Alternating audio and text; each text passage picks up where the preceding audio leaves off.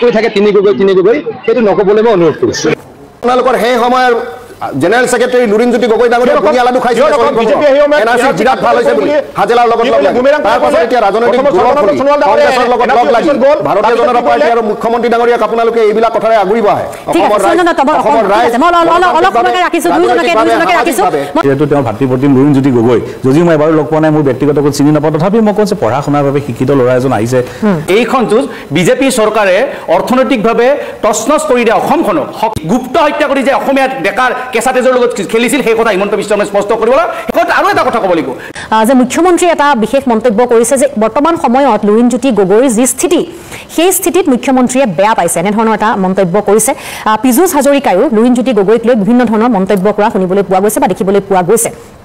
এই বিষয় সন্দৰ্ভতে আমি কিছু কথা বতৰা পাতিম যে মিত্ৰতাক লৈ ৰাইজৰ দলক ওপৰাই এজেপি নেতৃত্বই হাইকমাণ্ডক মিত্ৰতাৰ বাবে সাক্ষাৎ কৰিবলৈ গৈছিল নেকি কিন্তু তেওঁলোকৰ নেতৃত্বই এতিয়া যেহেতু মন্তব্য কৰিছে যে তেওঁলোকে ৰাজ্যখনৰ সাম্প্ৰতিক পৰিস্থিতিক লৈহে আচলতে তেওঁলোকে কথা বতৰা পাতিছিল তাৰ পাছতে আৰু এটা দিশ যথেষ্ট চৰ্চাত আছে সেয়া হৈছে যে এই মিত্ৰতাৰ ক্ষেত্ৰত হেঙাৰ আচলতে কি হৈছে বা এই মিত্ৰতা নহ'লে কংগ্ৰেছৰ বাবে ক'ৰবাত নিৰ্বাচনী বৈতৰণি পাৰ হ'বৰ বাবে অসুবিধা হ'ব নেকি কেইবাগৰাকী অতিথি আজি মোৰ লগত আলোচনাৰ বাবে উপস্থিত আছে মই চিনাকি কৰি দিবলৈ বিচাৰিছো বিজেপিৰ মুখপাত্ৰ সুৰঞ্জন দত্ত আমাৰ লগত উপস্থিত আছে স্বাগতম জনাইছো অনুষ্ঠানৰ মাজলৈ আমাৰ লগত আছে বিশ্লেষক দেৱজিৎ গোস্বামী স্বাগতম জনাইছো অনুষ্ঠানৰ মাজলৈ আমাৰ লগত আছে কংগ্ৰেছৰ মুখপাত্ৰ ৰাতুল কলিতা স্বাগতম জনাইছো অনুষ্ঠানলৈ আমাৰ লগত আছে আনিছুৰ ৰহমান ৰাইজৰ দলৰ মুখপাত্ৰ আৰু আমাৰ লগত দিল্লীৰ পৰা পোনপটীয়া সম্প্ৰচাৰত থাকিব চিত্ৰৰঞ্জন বসুমতাৰী মুখপাত্ৰ এজেপি মই প্ৰথমে দুটা বিশেষ মন্তব্য আজিৰ দিনটোত চৰ্চাত থকা সেই মন্তব্যটা শুনাই দিবলৈ বিচাৰিছো মুখ্যমন্ত্ৰীৰ এটা বিশেষ মন্তব্য আছে মই কৈছো মুখ্যমন্ত্ৰীয়ে লুৰিণজ্যোতি গগৈৰ বৰ্তমান স্থিতিক বেয়া পোৱা বুলি যেহেতু কিছু মন্তব্য কৰিছে প্ৰথমে মই সেই মন্তব্যটো আপোনালোকক শুনাই দিবলৈ বিচাৰিছো আছুৰ নেতা যি আছুৱে বিদেশী বহিষ্কাৰৰ কথা কৈছিলে যি আছুৱে 855 জন শ্বহীদৰ কেঁচা তেজৰ বিনিময়ত ৰাজনীতি কৰে সেই আছুৰ প্ৰাক্তন সাধাৰণ সম্পাদকে যেতিয়া 855 জন শ্বহীদৰ হত্যাকাৰী ৰাহুল গান্ধীৰ ভৰিত পৰে চেহেৰাটো আৰু ফটোখন দেখিবই ভাল নালাগে মুখ্যমন্ত্ৰীৰ মন্তব্য আৰু ইফালে পীযুষ হাজৰিকাৰ কথা মই ইতিমধ্যে উল্লেখ কৰিছোঁ পীযুষ হাজৰিকাই এটা বিশেষ মন্তব্য কৰিছে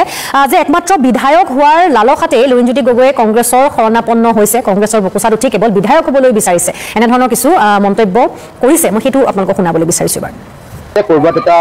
পডকাষ্টত লুৰিণজ্যোতি গগৈ ডাঙৰীয়াৰ এটা ইণ্টাৰভিউ দেখিছিলোঁ অকণমান তেখেতে কৈছে যে কংগ্ৰেছৰ লগত আমাৰ মতবিৰোধ আছে কংগ্ৰেছৰ লগত মতাদৰ্শৰ পাৰ্থক্য আছে কিন্তু আমি সহ অৱস্থান কৰিবলৈ বাধ্য হৈছোঁ কিয় সহ অৱস্থান কৰিবলৈ বাধ্য হৈছে সেই কথাটো তেখেতে ৰাইজক কোৱাটো উচিত মই ভাবোঁ যে তেওঁ কিবাকে কংগ্ৰেছৰ বুকুচাত উঠি বিধায়ক বা সাংসদ হ'বলৈ সহ অৱস্থান কৰিছে ৰাইজৰ কাৰণে অসমৰ কাৰণে তেওঁ সহ অৱস্থান কৰা নাই মই ভাবোঁ তেওঁ উত্তৰটো দিলে ভাল পাম ব্যক্তি বিশেষেতো আমাক হৰুৱাব নোৱাৰে তেওঁলোকতো ভগৱান নহয় ব্যক্তি বিশেষে আমাক কেনেকৈ হৰুৱাব কেতিয়াবা চৰকাৰ আহিব যাব বেলেগ কথা কিন্তু কেইগৰাকীমান ব্যক্তিয়ে কেনেকৈ চৰকাৰ বদলাব মইতো কওঁ এইটো সামন্তবাদী চিন্তা এই সামন্তবাদী চিন্তাটো নাইকিয়া কৰিবলৈ মই তেখেতলোকক যিকেইজনে নিজে কৈ থাকে তিনি গগৈ সেইটো নক'বলৈ মই অনুৰোধ কৰিছোঁ গতিকে এনেধৰণৰ মন্তব্য এতিয়া শুনিবলৈ পোৱা গৈছে মই সুৰঞ্জন দত্তৰ পৰা অনুষ্ঠান আৰম্ভ কৰিবলৈ বিচাৰিছোঁ মই ভাষ্যকেইটা শুনাইছোঁ মুখ্যমন্ত্ৰীয়ে তেনেধৰণে মন্তব্য কৰিছে পীযুষ হাজৰিকায়ো এনেধৰণে মন্তব্য কৰিছে আপুনি ইতিমধ্যে শুনিছে এতিয়া কথা হৈছে মই চিত্ৰৰঞ্জন বসুমতাৰীৰ পৰা সেইখিনি কথা জনাৰ বাৰু চেষ্টা কৰিম কিন্তু কথা হৈছে যে লুৰিণজ্যোতি গগৈ বৰ্তমান স্থিতিক মুখ্যমন্ত্ৰীয়ে বেয়া পাইছোঁ বুলি উল্লেখ কৰিছে উচ্ছেদ সন্দৰ্ভতো লুৰিণজ্যোতি গগৈ বিভিন্ন ধৰণৰ মন্তব্য কৰিছে হয়তো সেইখিনি কথাক লৈ ক'ৰবাত মুখ্যমন্ত্ৰী অসন্তুষ্ট হৈছে নেকি নহয় মুখ্যমন্ত্ৰী ডাঙৰীয়াই আচলতে যিটো জাতীয়তাবাদী চিন্তাধাৰা বা মই পাতনিতে এইটো কথা কৈ লওঁ যে ভাৰতীয় জনতা পাৰ্টীয়ে অসমত আমি যি চৰকাৰ গঠন কৰি আছোঁ এই মিত্ৰজোঁটৰ চৰকাৰখনত জাতীয়তাবাদী চিন্তাৰে অসমক এটা সুকীয়া পৰিচয় দিব পৰা যিটো অসমৰ প্ৰথম ৰাজনৈতিক দল অসম গণ পৰিষদৰ লগত আমি কাম কৰি আছোঁ তো ভাৰতীয় জনতা পাৰ্টীয়ে অসমৰ ৰাইজৰ যিটো জাতীয়তাবাদী চিন্তাৰ লগতে ৰাষ্ট্ৰ সমৰ্পণৰ যিটো চিন্তা এইখিনি আমি মানে দুইটা বস্তু আমি উপলব্ধি আৰু অনুভৱ কৰিব পাৰিছোঁ আৰু মাননীয় মুখ্যমন্ত্ৰী ডাঙৰীয়াই আপোনালোকে জানে অসমৰ লগতে এতিয়া বৰ্তমান ভাৰতবৰ্ষত তেওঁ ৰাজনৈতিক এজন বিচক্ষণ নেতা হিচাপে পৰিচয় পাইছে আৰু অসমীয়া মানুহৰ যিবিলাক আৱেগ অনুভূতি এই আপুনি আঞ্চলিকতাবাদী লোকসকলৰ কথাই কওক বা ৰাষ্ট্ৰবাদী চিন্তাৰে যিসকল লোকে ৰাষ্ট্ৰবাদী চিন্তা কৰে ৰাষ্ট্ৰীয়তাবাদী চিন্তাধাৰাৰ লোকসকলৰ কথাই কওক এই গোটেইবিলাক ৰাজনৈতিকভাৱে যদি আপুনি চাই মুখ্যমন্ত্ৰী ডাঙৰীয়াৰ যিটো বিচক্ষণতা ৰাজনীতিৰ ওপৰত আছে এইখিনিৰে তেওঁ উপলব্ধি কৰিছে যে অসমৰ যিবিলাক আমাৰ এই চৰকাৰ গঠন বা গণতান্ত্ৰিক প্ৰক্ৰিয়াত ভাগ লোৱা যিসকল ৰাইজ তেখেতলোকৰ এতিয়া মানে চুবুৰীয়া বা তিনিআলীয়া চাৰিআলীয়া যিবিলাক চৰ্চা চলিছে এইবিলাকত কিছুমান কথা তেনেকুৱা পৰোক্ষ আৰু প্ৰত্যক্ষভাৱে তেওঁৰ কাণত পৰিছেহি আচ্ছা তেওঁটোতো এজন ৰাজ্যৰ মুখ্যমন্ত্ৰী তেওঁ ইনফৰমেশ্যন বা এইবিলাক ধৰণৰ কথাবিলাক গম পোৱাৰ চ'ৰ্চ বহুত থাকে আমি এজন ভাৰতীয় জনতা পাৰ্টি দলীয় কাৰ্যকৰ্তা হিচাপে যেতিয়া আমি এইবিলাকত যাওঁ আপোনালোকে জানে আমি বাকী আমাৰ দলীয়তো যিবিলাক কাম কাজ বা আমাৰ কাৰ্যসূচী থাকে এইবিলাক থাকে কিন্তু মাহেকত আমাৰ এটা দিন মাননীয় প্ৰধানমন্ত্ৰী নৰেন্দ্ৰ মোদী ডাঙৰীয়া যি মন কী বাত অনুষ্ঠান হয় এই অনুষ্ঠান আমাৰ বুটে বুটে অনুষ্ঠিত হয় আৰু এই অনুষ্ঠানবিলাকত যেতিয়া আমি আমাৰ যিবিলাক ৰাজ্যিক কাৰ্যকৰ্তা জিলাৰ কাৰ্যকৰ্তা মণ্ডলৰ কাৰ্যকৰ্তা বুথৰ কাৰ্যকৰ্তা ৰাজ্যিক আৰু জিলাৰ বা মণ্ডলৰ কাৰ্যকৰ্তাসকলে যিকোনো এটা নিজা বুথত গৈ পিনি এই অনুষ্ঠানটোত আমি উপস্থিত থাকিব লাগে আৰু ৰাইজৰ সৈতে চৰকাৰী যিবিলাক সা সুবিধা বা চৰকাৰৰ যিখিনি কৰণীয় আৰু ৰাইজক কিখিনি বস্তুৰ প্ৰয়োজন হয় মন কী বাত অনুষ্ঠানটো শেষ হোৱাৰ পাছত এইখিনি চৰ্চা হয় তো গাঁও ভিত্তিক বা অঞ্চল ভিত্তিক যেতিয়া আমি বুথে বুথে এই কাৰ্যসূচীবিলাকত ভাগ লওঁ বিশেষভাৱে মন কী বাত অনুষ্ঠানত যেতিয়া আমি সকলো কাৰ্যকৰ্তা ভাগ ল'বলৈ যাওঁ তেতিয়াই এই চৰ্চাটো আহে এয়া ভাৰতীয় জনতা পাৰ্টীয়ে হওক বা মিটিংখন হোৱা সন্মুখৰ দোকান হাট বজাৰৰ লোকসকলে হওক জাতীয় পৰিষদৰ যিটো চৰিত্ৰ আজি অলপ দিনৰ পৰা তেওঁলোকে দেখি আহিছে ২৬ক কেন্দ্ৰ কৰি পিনি তেখেতলোকৰ নেতাসকলে যি ধৰণৰ কুচকাৱাজ কৰিছে এইটো অকল আমি ভাৰতীয় জনতা পাৰ্টি তেওঁলোকৰ বিৰোধী দল এটা বুলি ৰাজনৈতিক দল এটা বুলি আমি কোৱা কথা নহয় সকলোৱে এইটো কথা উপলব্ধি কৰিছে যে লুৰিণ গগৈ ডাঙৰীয়াৰ কোনো আইডিঅলজি বুলি জাতীয় পৰিষদত নাই বা জাতীয়তাবাদক লৈ পিনি তেওঁলোক কনচাৰ্ণ নহয় সেইটো আমাৰ কথা নহয় ৰাইজে আমি য'ত য'ত শুনিব পাওঁ তেওঁ মাত্ৰ বিধায়ক হোৱাৰ আশাতে এই যিটো এটা আভুৱা পৰা কথা অসমত আঞ্চলিকতাবাদৰ পুনৰুত্থানৰ কাৰণে তেওঁলোকে লাগিছোঁ বা ৰাইজৰ কাৰণে কৰিছোঁ বুলি যিখিনি কথা কয়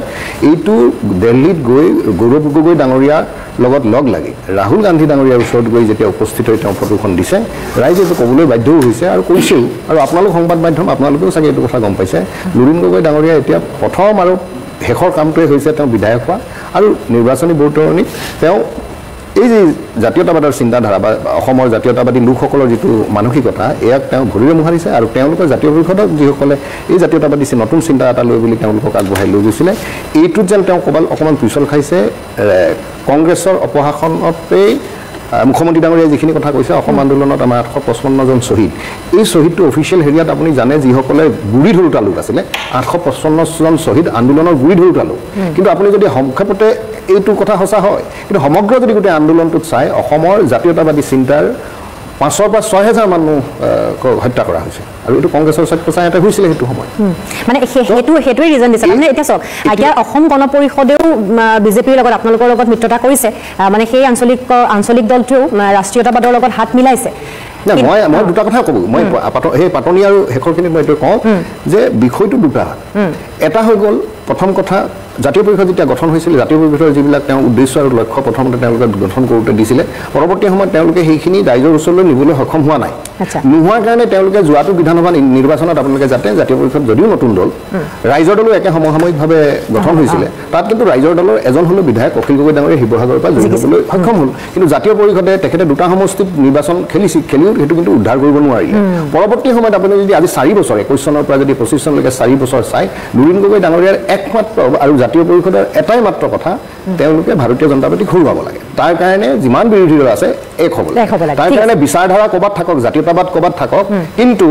বিজেপিক হৰুৱাই বিধায়ক হ'ব লাগে এই কথাটো তেওঁ মন খুলি ক'ব পৰা নাই কিন্তু তেওঁ আওপকীয়াকৈ এইটো কথা কয় যে যিমান বিৰোধী দল আছোঁ আমি সকলো একলগ হৈ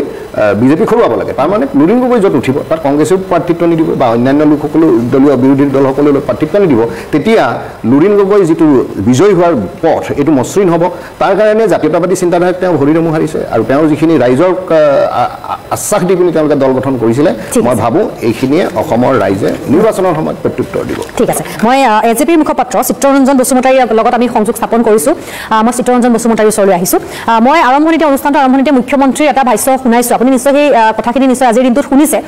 মুখ্যমন্ত্ৰীয়ে লুৰিণজ্যোতি গগৈক বেয়া পোৱা বুলি কৈছে বৰ্তমান সময়ৰ লুৰিণজ্যোতি গগৈ বা এজেপিৰ যিটো স্থিতি সেই স্থিতিটোক মুখ্যমন্ত্ৰীয়ে ভাল পোৱা নাই আৰু ইফালে পীযুষ হাজৰিকাই এটা বিশেষ তাৎপৰ্যপূৰ্ণ মন্তব্য কৰিছে যে লুৰিণজ্যোতি গগৈয়ে কেৱল বিধায়ক হোৱাৰ লালসাতেই এতিয়া কংগ্ৰেছৰ বুকুচাত উঠিছে বা আপোনালোকে যিটো জাতীয়তাবাদী বা আঞ্চলিকতাবাদী যিটো চৰিত্ৰ সেয়া আপোনালোকে আচলতে মাটিত ধূলিসাৎ কৰি দিছে এনেধৰণে আপোনালোকক সমালোচনা কৰিছে গতিকে এইখিনিৰ প্ৰত্যুত্তৰ আপুনি কি বুলি দিব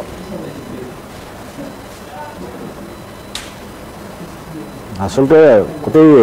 কথাটো হ'ল তেওঁলোকে ইমান শংকিত কিয় হৈছে এইটোৱে মই আচৰিত খাইছোঁ যে তেওঁ ভাল পোৱা কামটো আমি কিয় কৰিম বাৰু আমি তেওঁলোকৰ বিৰুদ্ধে আমি যুঁজি আছোঁ তেওঁলোকে যিহেতু জাতিটোৰ প্ৰতি কি অমানিশা অনাই আনিছে আৰু যিবিলাক প্ৰতিশ্ৰুতি তেওঁলোকে দিছিল নিৰ্বাচনৰ আগত তেওঁলোকে ২০১৪ চনত কি কথা কৈছিল ২০১৬ চনত কি কথা কৈছিল 2019 কি কথা কৈছিল 2021 চনত কি কথা হৈছিল এইটো দেৱালত লিখা আছে সব ৰাইজে জানে সেই কামটো তেওঁলোকে অসমৰ জনসাধাৰণক তেওঁলোকে প্ৰতিশ্ৰুতি দিছিল হৰাইঘাটৰ ৰণৰ কথা কৈছিল তেওঁলোকে অসম চুক্তিক আখৰে আখৰে ৰূপায়ণ কৰিম বুলি কৈছিল 6 নম্বৰ থকা সাংবিধানিক ৰক্ষা কৱচ দিম বুলি কৈছিল প্ৰথমে আকৌ এনআৰচিও তেওঁলোকে উন্নীতকৰণ কৰিম বুলি জহাই পৰিছিল পাৰ্লিয়ামেণ্টত অমিত শাহ গৃহমন্ত্ৰী অমিত শাহে আমি এনআৰচি কাম কৰি দেখাইছিলোঁ বুকুত হাত লৈ ধম্বালি মাৰি কৈছিল কিন্তু আজি তেওঁলোকে অসম চুক্তি ৰূপায়ণ কৰিলেনে বাৰু তেওঁলোকে 6 নম্বৰ দফা যেটো বিপ্লৱ শৰ্মা ডাঙৰীয়াৰ প্ৰতিবেদন সেই প্ৰতিবেদনটোক তেওঁলোকৰ সচিবে সাইন নকৰিলে 2 নম্বৰ অসমৰ মুখ্যমন্ত্ৰী গৰাকী অসমৰ জনসাধাৰণক খিলঞ্জীয়া অসমীয়া মানুহ পৰীক্ষা দিম 6 নম্বৰ দফা কাৰ্যকৰী বুলি কোৱা ব্যক্তিগৰাকী বিপ্লৱ শৰ্মাৰ প্ৰতিবেদনটো গৃহ মন্ত্ৰালয়লৈ পঠাব নোৱাৰিলে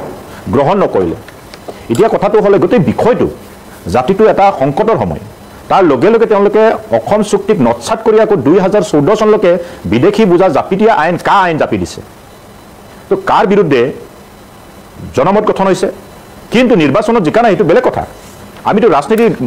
ফুটিত খোলা নাই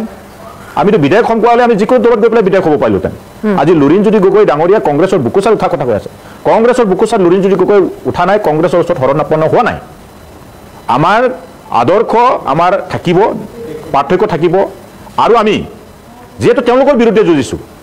আমি কেনেকৈ আমি একত্ৰিত হ'ব পাৰোঁ সেইটোৱে আমি আমিতো কাৰোবাৰ লগত থাকিব লাগিব আমিতো বিজেপি হৈ যাব নোৱাৰোঁ বিজেপিৰ মিত্ৰজোঁটতে থাকিব নোৱাৰোঁ আমি তেওঁলোকৰ হাৰাবলৈ বিচাৰিলেতো তেওঁলোকক হাৰাবলৈ কাৰণে ৰাইজে একত্ৰিতভাৱে যুঁজাটো বিচাৰিছে তো আমি একত্ৰিত হ'ব লাগিব তাত কি আপত্তি আছে এতিয়া সদৌ অসম ছাত্ৰ সন্থাৰ প্ৰাক্তন সাধাৰণ সম্পাদক হিচাপে কংগ্ৰেছৰ লগত সহযোগ কৰিব নালাগিছিল হয় আদৰ্শ আমাৰ পাৰ্থক্য আছে কংগ্ৰেছৰ লগত এইটো আমাৰ থাকিব কিন্তু বিজেপিয়ে কংগ্ৰেছতকৈ যে বেছি ভয়াবহ যে অসম চুক্তিক নৎসাত কৰা কা আইন জাপি দিছে 855 ডাবল মাৰ্ডাৰ কৰিছে যেটো 855 শহীদ হৈছিল এই শহীদৰ বিনিময়ত চুক্তি হোৱা যেটো অসমীয়া মানুহৰ কাৰণে প্ৰতিশ্ৰুতি দিছিল ৰাষ্ট্ৰই সেই চুক্তিক তেওঁলোকে পুনৰবাৰ কা জাপি দি নৎসাত কৰি পেলাই ডাবল হত্যা কৰিছে তো হত্যাকাৰী কোন কংগ্ৰেছে সেই সময়ত এই আন্দোলনৰ সময়ত প্ৰাণ হেৰুৱা মই চিত্ৰঞ্জন বসুমতাৰী মই আপোনাৰ ওচৰলৈ আকৌ যাম তাৰ পাছত আকৌ 2005 ৰবা মই আহি আছো 2005 চনৰ 5 মেত আকৌ অসমৰ ৰক্ষা কৰিবৰ কাৰণে 6 নম্বৰ দফাৰ জৰিয়তে ৰাষ্ট্ৰীয় নাগৰিকপঞ্জী উন্নীতকৰণৰ কাৰণে ত্ৰিপাক্ষিক আলোচনা হৈছে বিজেপিয়ে কেইবাৰ ত্ৰিপাক্ষিক আলোচনা কৰিলে কোন সংগঠনৰ লগত অসমৰ জাতীয় জীৱনক সমাধান কৰিবৰ কাৰণে সমস্যা সমাধান কৰিবৰ কাৰণে বিজেপিয়ে প্ৰতিবেদনটোকে একচেপ্ট নকৰে তেতিয়াহ'লে আমি কি কৰিম গতিকে গোটেই বিষয়টো প্ৰধানমন্ত্ৰী হোৱাই নাই ৰাহুল গান্ধী প্ৰধানমন্ত্ৰী হোৱাই নাই কিন্তু যেহেতু গণতন্ত্ৰৰ বিৰোধী দলৰ সভাপতিৰ ভূমিকাত থাকে গতিকে আমি গোটেই জাতীয় বিষয়টোক যাতে তেওঁ সদনৰ মজিয়াত সংসদৰ মজিয়াত আমাৰ অসমৰ জনসাধাৰণক এই পৰিৱেশ পৰিস্থিতিৰ পৰা যাতে আমালৈ যেহেতু ৰাজীৱ গান্ধী ডাঙৰীয়াৰ নেতৃত্বত উপস্থিতিত স্বাক্ষৰ হৈছিল অসম চুক্তি ত্ৰিপাক্ষিক আলোচনা হৈছিল ঠিক আছে চিত্ৰঞ্জন বসুমতাৰী মই আকৌ যাম আপোনাৰ ওচৰলৈ আকৌ যাম মই প্ৰত্যুত্তৰটো লৈ ল'বলৈ বিচাৰিছোঁ সুৰঞ্জন দত্ত আপুনি কি ক'ব সেই কাৰণে আমি প্ৰত্যুত্তৰ দিবলৈ বিচাৰিছে চিত্ৰঞ্জন বসুমতাৰী আপুনি ৰৈ দিয়ক প্ৰত্যুত্তৰ দিবলৈ বিচাৰিছে হয় অকণমান আপুনি ৰৈ দিয়ক এটা প্ৰত্যুত্তৰ দিবলৈ বিচাৰিছে এখেতলোক যিসকলে দলটো গঠন কৰিছে আছুত তেওঁলোক আঞ্চলিকত যেতিয়া সদস্য হৈছিল চিত্ৰঞ্জন বসুমতাৰী ডাঙৰীয়া আৰু বৰ্তমান জাতীয় পৰিষদৰ নেতা হিচাপেও তেওঁ একেখিনি কথাকে আঙুলিয়াইছে কা আন্দোলনত হিন্দু বাংলাদেশীৰ কথাটো তেওঁ যি ধৰণে ইয়াতে উপস্থাপন কৰিব বিচাৰিছে বৰ্তমান সময়ত অসমৰ আটাইতকৈ বেছি যদি ভয়াৱহ পৰিস্থিতি সৃষ্টি হৈছে যিসকল আমি অবৈধ লোক বুলি কংগ্ৰেছৰ দিনত ইয়াতে এষ্টাব্লিছ হৈছিলেহি মনোন সিঙে মিয়া বুলি আমি যাক কৈ আছোঁ সন্দেহযুক্ত লোক বুলি কৈ আছোঁ তেখেতলোকৰ গোটেই সমগ্ৰ অসমত চৰকাৰী বনাঞ্চলৰ পৰা আৰম্ভ কৰি যিবিলাক পৰিস্থিতিৰ সৃষ্টি কৰিছে এইখিনি কথাৰ কাৰণে আপুনি একবাৰ জাতীয় পৰিষদৰ মুখত শুনিলেনে তেওঁলোকে এতিয়া কা আন্দোলনত হিন্দু বাংলাদেশী বাৰু ঠিকে আছে আপোনালোকে এইটো আঞ্চলিকৰ পৰা যেতিয়া কৈ আছো কৈ আছে আপোনালোকে বহিষ্কাৰ কৰিছেনে এই সন্দেহযুক্ত সংবাদ মাধ্যমত বহিষ্কাৰ কৰিছেনে সাংবাদিকে অসম চুক্তি ৰূপায়ণ কৰিছেনে আপোনালোকে 6 নম্বৰ দফা কাৰ্যকৰী কৰিছেনে ডাঙৰ কথা নক'ব আপোনালোকে ডাঙৰ কথা নক'ব একো কৰিব পৰা নাই এই নিৰ্বাচন অহাৰ আগত আপোনালোকে এইবিলাক নাপাব ডাঙৰীয়া আপোনালোকৰ এই জাতীয়তাবাদী কথা অসমৰ ৰাইজে কা আন্দোলনৰ সময়টো শুনিছে আৰু যি ধৰণে আপোনালোকে উচ্চ বাচ্য কৰি ৰাজনৈতিক দল গঠন কৰিছে সেইখিনিলৈকে ঠিকে আছে অসমৰ ৰাইজৰ হিত চিন্তা যদি কৰিছে আজি ৰাহুল গান্ধী ডাঙৰীয়াক আপোনালোকে সৌজন্যমূলক সাক্ষাৎ কৰিছে এইটো বেলেগ কথা কিন্তু আপোনালোকে যিখিনি কথা টিভি আৰু এই ধৰণৰ মাধ্যমত আহি আপোনালোকে চিঞৰ বাখৰ কৰে বা আপোনালোকৰ বক্তব্য ৰাখে এইটো অধিকাৰ আছে আপোনালোকে ভয় কিয় খাইছে এইটো মই আচৰিত পাইছো হিচাপে আপোনালোকে ভয় কিয় খাইছে আমি ৰাহুল গান্ধীৰ ওচৰত অহাৰ লগে লগে ৰাহুল গান্ধী বিৰোধী দলৰ আপোনাৰ সভাপতিয়ে সংবাদ মাধ্যমত দস্তুমত অসমীয়া এজন হৈ তেওঁ মিয়া বুলি নকব বুলি যদি ক'ব পাৰে কথা কোৱা নাই আপোনালোকে সাধাৰণ ৰাইজে এইটো বস্তু চিন্তা কৰিব লাগে লুৰিণ গগৈ ডাঙৰীয়াই জাতীয়তাবাদৰ নামত আচুৰ সাধাৰণ সম্পাদক হিচাপে অসম আৰু অসমীয়া ৰাইজৰ বাবে তেওঁলোকে পৰৱৰ্তী সময়ত যেতিয়া চৰকাৰৰ অংশীদাৰ হিচাপে বিধায়ক হ'ব এই বিৰোধী বিধায়ক হোৱাৰ পাছত তেওঁলোকে অসমীয়াৰ কাৰণে চিন্তা কৰিব মিয়া মুছলমানখিনিৰ কাৰণে চিন্তা কৰিব সংবাদ মাধ্যমত কেইদিনমানৰ আগত তেওঁ যিটো বডি লেংগুৱেজ সমগ্ৰ অসমে দেখিছে মিয়া প্ৰীতি আৰু তুষ্টিকৰণৰ কাৰণে জাতীয়তাবাদৰ নাম লৈ আপোনালোকৰ চিত্তৰঞ্জন বসুমতাৰী আপোনালোকৰ সভাপতি লুৰিণজ্যোতি গগৈ ডাঙৰীয়া এই পাতনিতে আপোনালোক সম্ভাৰ পোৱাৰ আগতে ৰাইজে আপোনালোকক নিৰ্বাচিত কৰাৰ আগতে আপোনালোকে মিয়াৰ পক্ষলৈ যি ধৰণে অসমৰ ৰাইজক জাতীয়তাবাদৰ নামত আপোনালোকে আভুৱা কৰি পিনি নোচোৱাই আছে এইখিনি বস্তু আজি কেইদিনমানৰ আগত যিটো আপোনালোকৰ জগদীশ ভূঞা ডাঙৰীয়া লুৰিণজ্যোতি গগৈ ডাঙৰীয়াৰ যিটো আপোনালোকৰ প্ৰেছ মিট এই প্ৰেছ মিটটোত সাংবাদিকে যেতিয়াই আপোনালোকক মিয়া বুলি প্ৰশ্ন কৰিলে আপোনালোকৰ সভাপতিয়ে যিটো উচ্চবাচ্য কৰি জেকজেকাই উঠিলে অসমৰ ৰাইজে তেতিয়াই আপোনালোকৰ প্ৰতি প্ৰতিয়ন কৰিছে যে এই জাতীয়তাবাদে অসমৰ অসমীয়া আৰু অসমৰ ভৌগোলিক পৰিসীমাক যে তেওঁলোকে সুৰক্ষিত কৰিব নোৱাৰে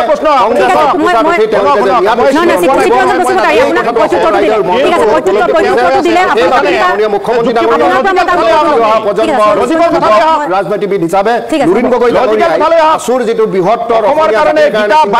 চিন্তা চেতনা এই চিন্তা চেতনা কংগ্ৰেছৰ মাননীয় মুখ্যমন্ত্ৰী ডাঙৰীয়া আৰু এই যিটো তেওঁৰ অৱস্থা হৈছে এই অৱস্থাটোৰ কাৰণে ঠিক আছে মই চিত্ৰঞ্জন বসুমতাৰী আপোনাৰ ওচৰলৈ যাম আপোনালোকে কৰে গোটেই অসম জ্বলালে তাৰ পাছত আপোনালোকে ৰাজনৈতিক দল খুলিলে তাৰ পাছত 21 চনত অসমৰ ৰাইজে ভাৰতীয় জনতা পাৰ্টি UPPL আৰু অসম গণ পৰিষদক নিৰ্বাচিত এখন চৰকাৰ গঠন কৰিবৰ কাৰণে সুবিধা কৰি দিলে তাকো ফুল মেণ্ডেটত অসমৰ ৰাইজে ভাৰতীয় জনতা পাৰ্টিক উত্থানৰ কাৰণে সহায় কৰিলে কিন্তু আপোনালোকক অনুৰোধ জনাইছো অসমীয়া হিচাপে ভাৰতীয় জনতা পাৰ্টি বা ৰাজনীতিৰ উদ্ধত আপোনালোকে যিবিলাক আছে এই পুতলা অসমৰ ৰাইজৰ কাৰণে আপোনালোকে আচুত থাকি কৰিলে আপুনি সভাপতিয়ে NRC দা ফুৰোৱা সময়ত লাড্ডু বিলাই আপোনালোকে শ্বহীদ ভৱনত ফূৰ্তি কৰিছিলে NRC সময়ত আৰু এতিয়া আপুনি NRC কথা ক'বলৈ আহে আপোনালোকৰ সেই সময়ৰ জেনেৰেল সেক্ৰেটাৰী লুৰিণজ্যোতি গগৈ ডাঙৰীয়া ধুনীয়া লাডু খাইছে NRC বিৰাট ভাল হৈছে বুলি হাজেলাৰ লগত তাৰ পাছত এতিয়া ৰাজনৈতিক কংগ্ৰেছৰ লগত লগ লাগি ভাৰতীয় জনতা পাৰ্টি আৰু মুখ্যমন্ত্ৰী ডাঙৰীয়াক আপোনালোকে এইবিলাক কথাৰে আগুৰিব আহে অসমৰ ৰাইজ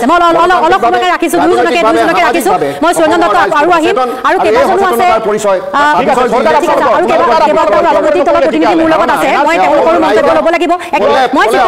চিত্ৰঞ্জন বসুমতাৰীৰ ওচৰলৈ যাম যে জাতীয়তাবাদৰ নামত ৰাইজক আভুৱা নেকি সেই প্ৰসংগটো লৈ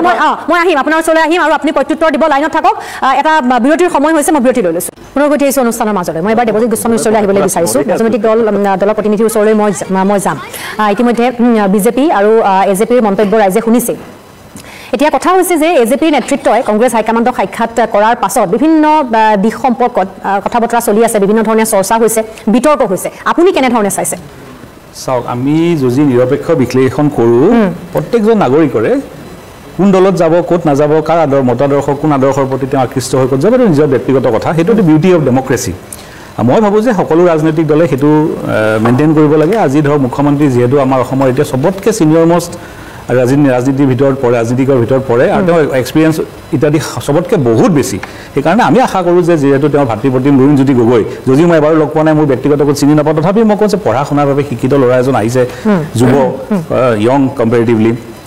আদৰ্শগতভাৱে যোন দলতে যাওক ৱেলকাম কৰিব লাগে আৰু তেওঁক ভৱিষ্যতৰ দিনত যাতে তেওঁ ভালকৈ কাম কাজখিনি কৰে ৰাজনীতিত সেইখিনি শুভেচ্ছা জ্ঞাপন কৰিবলৈ মই ভাবোঁ যে মুখ্যমন্ত্ৰী এজনৰ এনেকুৱা ধৰণৰ একচুৱেলি দায়িত্ব কৰ্তব্য এতিয়া যিটো কথাটো হৈ গ'ল কি তেওঁ এতিয়া কংগ্ৰেছত গৈছে এতিয়া ক'ত যায় ক'ত নাযায় এইটো নিজৰ কথা কংগ্ৰেছৰ আইডিঅলজিৰ ওপৰত ৰাজনৈতিক দলৰ আপুনি যদি চাওক হিমন্ত বিশ্ব শৰ্মাও আছুৰ পৰা কংগ্ৰেছতে গৈছিলে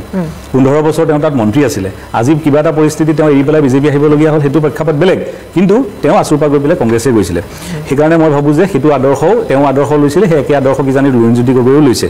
আৰু পীযুষ হাজৰিকা ডাঙৰীয়া যিটো কথা ক'লে যে তেওঁ মন্ত্ৰী বিধায়ক হ'বলৈ আহিছে পীযুষ হাজৰিকাদেৱেনো কোনচা ৰাজনীতি কৰি পেলাই ইয়াত ৰাইজৰ সেৱা বা ছ'চিয়েল ৱৰ্ক কৰিব আহিছে তেওঁ মন্ত্ৰী বিধায়ক হ'ব আহিছে তেওঁ আজি মন্ত্ৰীত্ব এৰি দিয়ক তেতিয়াহ'লে যদি তেওঁ এনেকুৱা ধৰণৰ ভাবিছে ৰাজনীতিত মানুহ মেজৰিটি মানুহে 80-90% মানুহে ক্ষমতা ল'বলৈ আহে মন্ত্ৰী বিধায়ক হ'ব আহে বা বিভিন্ন স্তৰত যাৰ যিটো নিজৰ কেপাচিটি অনুযায়ী তো এই দুটা বেলেগ বেলেগ কথা এতিয়া কথাটো হৈ গ'ল কি এতিয়া চাওক মই যদি লুৰিণজ্যোতি আপুনি নিৰপেক্ষ বিশ্লেষণ কৰে তেওঁ আছুৰ জেনেৰেল ছেক্ৰেটাৰী হবে যিটো সময়ত বিজেপি একেবাৰে খুব সুবিধাজনক পৰিস্থিতিত আছিলে গভৰ্ণমেণ্ট চেণ্টাৰত চলি আছে ষ্টেটত চলি আছে প্ৰায় সকলোবিলাক আপোনাৰ মানে পঞ্চায়তৰ পৰা আৰম্ভ কৰি সকলোবিলাক যিবিলাক আমাৰ 6 শিডিউলতে হওক BTCতে হওক চবতে বিজেপি নেতৃত্বাধীন চৰকাৰ চলি আছে লুৰিণজ্যোতি গগৈ ডাঙৰীয়া যদি সুবিধাবাদী হ'লেহেঁতেন খুব সুন্দৰভাৱে বিজেপি যাব পাৰিলে কি তেওঁ লগত প্ৰায়ভাগ গুচি গ'ল গৈ পেলাই 2021 চনতে তেওঁ কিন্তু MLA হৈ পেলাই আহিব পাৰিলে আন্দোলন কৰা বহুতে যোগদান কৰিছে তেওঁ কৰা হ'লে লুৰিণজ্যোতি সেইটো সময়ত তেওঁ জেনেৰেল ছেক্ৰেটাৰী হিচাপে সাংঘাতিক এটা আছুৰ বহুত দিন পিছত একে সমুজ্জ্বল ভট্টাচাৰ্য জেনেৰেল ছেক্ৰেটাৰী থকাৰ পাছত এইজনে জেনেৰেল ছেক্ৰেটাৰী আহিছে তেওঁৰ এটা সকলো মাজতে তেওঁৰ এটা মানে এটা গ্ৰহণযোগ্যতা আছে আমি দেখা কথা কৈছোঁ দেই মই বোলো আজিলৈকে মই লুৰিণজ্যোতি গগৈ ব্যক্তিগত ওচৰভাৱে মই কেতিয়াও লগো পোৱা নাই কথাও পাতা নাই সেইকাৰণে তেওঁ সেইটো আছিল তথাপিও তেওঁ বিজেপিত নগ'লে এইটো কি বুজাইছে যে তেওঁ যিটো জাতীয় চেতনা তেওঁ যিটো মতাদৰ্শ সেইটো কিজানি ক'ৰবাত বিজেপিৰ লগত মিলা নাই কাখনৰ তেওঁৰ প্ৰেক্ষাপটতে আমি তেওঁক বেছিকৈ চিনিছিলোঁ যে যিহেতু আমি আজি আপোনাৰ 2টা দিন পিছতে 40 বছৰ হ'ব ঐতিহাসিক আপোনাৰ যিটো অসম একৰ্ডৰ আজি 40টা বছৰ হ'ব ওলাইছে তাত যিটো আমি সকলোৱে মানি লৈছিলোঁ অসমৰ সকলো মানুহে মানি লৈছিলে যে আপোনাৰ 71 চনৰ পিছত 25 মাৰ্চত অহাৰ পিছত সকলো হিন্দু বঙালী বা সকলো মানুহে হিন্দু মুছলমান সকলোৱে অসম এৰিব লাগিব সেই মতাদৰ্শটোকে তেওঁ লৈ পেলাই কিজানি অসম জাতীয় পৰিষদ চাওক এটা দল খুলি আজি 6টা বছৰতে 5টা বছৰ দলটো চলি আছে তেওঁ কিন্তু ক'তো যোৱা নাই ইয়াৰ পাছতো তেওঁ বহুবিলাক সুযোগ পাইছিলে বিজেপি যাব পৰা 21 চনৰ নিৰ্বাচনত যেতিয়া সাংঘাতিকভাৱে কংগ্ৰেছে মুখ টেকেচা খালে 95টা সিটত কংগ্ৰেছ খেলি পেলাই মাত্ৰ 29টা MLA জিকাব পাৰিছিলে 33% আপোনাৰ ষ্ট্ৰাইক ৰেট যিটো সময়ত বিজেপি আপোনাৰ গোটেইখনতে বিজেপিৰ পাৰফৰ্মেন্সটো বেয়া আছিল 29টাত খেলি মাত্ৰ 9টা জিকিছে কিন্তু বিজেপি চমকপ্ৰদ প্ৰদৰ্শন প্ৰায় 65% তেওঁলোকৰ ষ্ট্ৰাইক ৰেট আছিল তাৰ পাছতো লুৰিণজ্যোতি গগৈ কিন্তু মই নিৰপেক্ষ বিশ্লেষণ কৰিহে কথাটো কৈছোঁ তেওঁ বিজেপিত যাব পাৰিলে তাৰ পিছতো কিন্তু তেওঁ কোনোবা এটা সিটৰ পৰা তেওঁ MLA বনাই কিন্তু বিজেপি আনিলেহেঁতেন সেইকাৰণে মই ভাবোঁ যে তেওঁ মতাদৰ্শ এটা লৈ পেলাই আগবাঢ়িছে আৰু শিক্ষিত যুৱক আপোনাৰ তেওঁ এটা ভৱিষ্যত আছে মই ভাবোঁ যে য'তেই গৈছে যেনেকৈ গৈছে খালি ৰাইজক দিয়া প্ৰতিশ্ৰুতিবিলাক যাতে পাহৰি নাযায় যিটো মতাদৰ্শ কালি কংগ্ৰেছতে থাকক জাতীয় পৰিষদতে থাকক য'তে থাকক যেনেকৈ থাকক ৰাইজৰ যিখিনি মানুহক প্ৰতিশ্ৰুতি দি গৈছে যে আৰু যাতে সেইখিনি যাতে পূৰণ কৰে আমাৰ সেইটো মই ৰাতুল কলিতাৰ ওচৰলৈ আহিবলৈ বিচাৰিছোঁ এতিয়া কংগ্ৰেছকেই এজিপিৰ যিটো সাক্ষাৎ আছিল কংগ্ৰেছৰ লগত ৰাহুল গান্ধীৰ লগত তাক লৈ মুখ্যমন্ত্ৰীয়ে সমালোচনা কৰিছে আপুনি এইখিনি কেনেধৰণে প্ৰত্যুত্তৰ দিবলৈ বিচাৰিব প্ৰথম কথাটো হৈছে 2026 চনত অসম প্ৰদেশ কংগ্ৰেছ কমিটিৰ সন্মানীয় সভাপতি অসম গৌৰৱ গগৈ ডাঙৰীয়াৰ নেতৃত্বত যুঁজ এখন হ'ব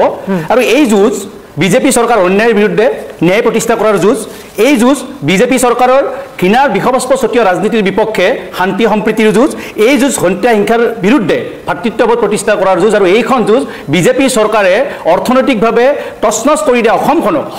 অৰ্থনৈতিকভাৱে শক্তিশালী অসম প্ৰতিষ্ঠা কৰাৰ এখন যুঁজ আৰু এই অসম আৰু অসমীয়াৰ অস্তিত্ব ৰক্ষাৰ যুঁজখনৰ বাবে আমি ভাৰতীয় জাতীয় কংগ্ৰেছ দলে সমূহ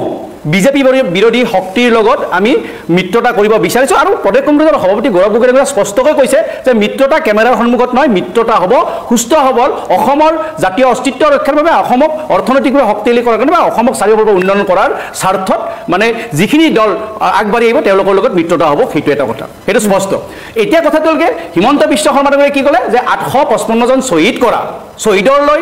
ৰাজনীতি কৰা আছুৰ জেনেৰেল ছেক্ৰেটাৰীয়ে কংগ্ৰেছৰ মানে বকচাত উঠাটোত তেওঁ দুখ পাইছে এতিয়া প্ৰথম কথাটো হৈছে কি আছুৱে ৰাজনীতি কৰা বুলি কৈছে মই নাজানিম এইটো আছুৰ নেতৃবৰ্গই উত্তৰ দিব যে আছুৱে 855 জন শ্বহীদক লৈ ৰাজনীতি কৰি আছে নে তেখেতসকলে ৰাজহুৱা স্বাৰ্থত বা ৰাইজৰ কাৰণে বা ছাত্ৰ ছাত্ৰীসকলে মাত মাতি আছে সেই কথা তেখেতসকলে স্পষ্ট কৰিব যদিহে তেখেতসকলৰ মনত আঘাত পাই ৰাজনীতি কৰা বুলি ক'লে তেখেতে মাত মাতিব মই নকওঁ কিন্তু 855 জন শ্বহীদৰ কথা কোৱা হিমন্ত বিশ্ব শৰ্মা ডাঙৰীয়াক মই মনত পেলাই দিব বিচাৰিছোঁ প্ৰথম কথাটো কি 1991 চনৰ 22 ফেব্ৰুৱাৰীত উজান বজাৰত এগৰাকী ব্যক্তিক হত্যা কৰা হৈছিল মানৱেন্দ্ৰ শৰ্মা আৰু সেই মানৱেন্দ্ৰ শৰ্মাৰ হত্যাৰ গোচৰত জড়িত বুলি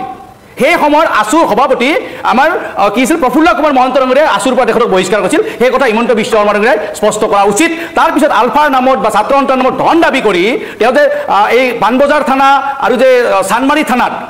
মোৰ তাত আছে কেছ নাম্বাৰলৈকে যে তেওঁলোক লকআপত আছিল সেই কথা প্ৰথমতে তেওঁ স্পষ্ট কৰক আৰু তেওঁ কোনটো এজিপিৰ লগত তেওঁ জড়িত হৈছে এইটো কথা কওক তেওঁ 855 জন শ্বহীদৰ কথা কৈছে যি 855 জন শ্বহীদৰ কথা কওঁতে মই এটা কথা আপোনালোকক ক'ব লাগিব যেতিয়া 1979 প্ৰথম খৰ্গেশ্বৰ তালুকদাৰ ডাঙৰীয়াৰ যেতিয়া নিহত হৈছিল তাৰ পিছত 80 চনত কিন্তু সেই সময়ৰ প্ৰধানমন্ত্ৰী ইন্দিৰা গান্ধী ডাঙৰীয়া অসমত আহিছিল অসমত আহি নিবাৰণ বৰা মানে সেই সময়ত যিটো আন্দোলনৰ নেতাসকল আছিল নিবাৰণ বৰা বা এনেকৈ প্ৰমুখসকলে কেইগৰাকী নেতাৰ লগত বহিছিল আৰু বহি 1966 মানে অসম চুক্তিৰ মানে কাটঅফ ইয়াৰ হিচাপে লৈ পেলাই এখন চুক্তি কৰিব বিচাৰিছিল কিন্তু সেই সময়ত আছুৰ নেতৃত্ব এতিয়া যিবিলাক বাগা যেতিয়া মন্ত্ৰী হৈ আছে এতিয়া যে বিজেপিৰ মানে বকচাত যিবিলাক মন্ত্ৰী হৈ আছে সেইবিলাকতে তেখেতসকলৰ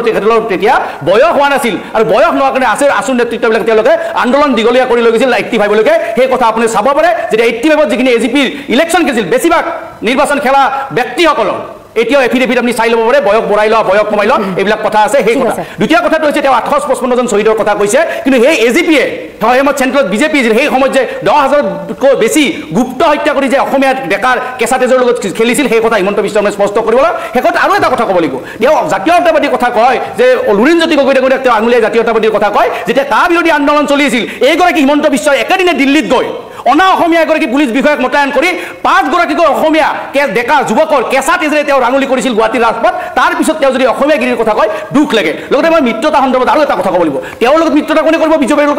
বিজেপিৰ লগত মিত্ৰতা কিয় কৰিব আঞ্চলিক শক্তিসকলে প্ৰথম কথাতে বিজেপিয়ে সম্পূৰ্ণৰূপে জাতীয়তাবাদ ধ্বংস কৰিছে এপিএছচিত এখন অসমীয়াৰ পেপাৰ আছিল সেইখন পেপাৰ নোহোৱা কৰিছে যাতে বহিৰাগত সেই এপিএছচি দিব পাৰে ঠিকাদাৰ বা সংস্থাপনৰ ক্ষেত্ৰত যিখিনি অলপ মানে ৰিজাৰ্ভেশ্যনৰ ক্ষেত্ৰত অসমীয়া থলুৱাৰ বাবে যিখিনি ৰিজাৰ্ভেশ্যন আছিল সৰু অসমীয়া পেপাৰৰ যিটো এটা টেকনিকেল ৰিজাৰ্ভেশ্যন আছিল সেইবিলাক গোটেই উফৰাই বহিৰাগত ব্যৱসায়িক বহিৰাগত লোকসকলক সংস্থাপন দিয়াৰ কাৰণে তেওঁ ব্যৱস্থা কৰিছিলে আৰু লগতে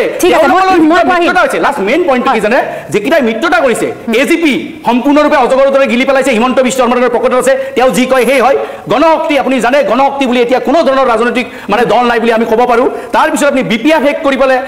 পেলালে এতিয়া ইউপিপিএলকো লাঠ মাৰিছে মানে কোনো এটা আঞ্চলিক শক্তিয়ে যে এইবাৰ যে বিজেপিৰ লগত লগ নালাগে সেই কথা তেওঁলোকৰ কৰ্মকাণ্ডে প্ৰকাশ কৰি দিছে ঠিক আছে মই আহিম আপোনাৰ ওচৰলৈ আহিম কিন্তু মই আনিছুৰ ৰহমানৰ এটা মই মন্তব্য ল'ব লাগিব এবাৰ এই কথাখিনি আপোনাৰ প্ৰতিক্ৰিয়া ল'মেই আৰু লগতে এবাৰ এজেপিয়ে যেনেধৰণে কংগ্ৰেছ হাইকমাণ্ডক সাক্ষাৎ কৰা আমি দেখিবলৈ পালোঁ কিন্তু তাত ৰাইজৰ দলৰ কোনো প্ৰতিনিধি উপস্থিত নাছিল প্ৰতিনিধিটো বাদ দিয়ক তাত অখিল গগৈয়ে এই যিখন আলোচনা অনুষ্ঠিত হৈ গ'ল বা তেওঁলোকৰ মাজত যিখন বৈঠক হৈ গ'ল তাৰ পাছত তেওঁ এটা মন্তব্য কৰিছে যে তেওঁ এই সন্দৰ্ভত বা এই বৈঠক সন্দৰ্ভত তেওঁ জ্ঞাত নহয় বুলি তেখেতে মন্তব্য কৰিছে ক'ৰবাত ৰাইজৰ দলক বা অখিল গগৈক ওফৰাই পেলাই এজেপিয়ে এনেধৰণে সাক্ষাৎ কৰিছে নেকি চাওক ৰাজনীতি হৈছে ক্ষমতাৰ যুঁজ আৰু এই ক্ষমতাৰ কাৰণে যিকোনো আঞ্চলিক দলৰ তেওঁলোকৰ নিজা স্থিতি থাকিব পাৰে তেওঁলোকে নিজাবগীয়া কৰি ক'ত যাব লাগে তেওঁলোকৰ এইটো পৰিকল্পনা তাৰ মানে এইটো নহয় যে তেওঁলোকে অখিল গগৈ ৰাইজৰ দলক জনাই যাব লাগিব কিন্তু কথাটো হ'ল যেহেতু আমি এক মঞ্চত আছিলোঁ জনাই গ'লে হয়তো ভাল লাগিলে হয় কথাটো এইখিনিতে দ্বিতীয় নম্বৰ যিখিনি কথা আপোনাৰ মোৰ প্ৰতিক্ৰিয়া বিচাৰিছে যে হিমন্ত বিশ্ব শৰ্মা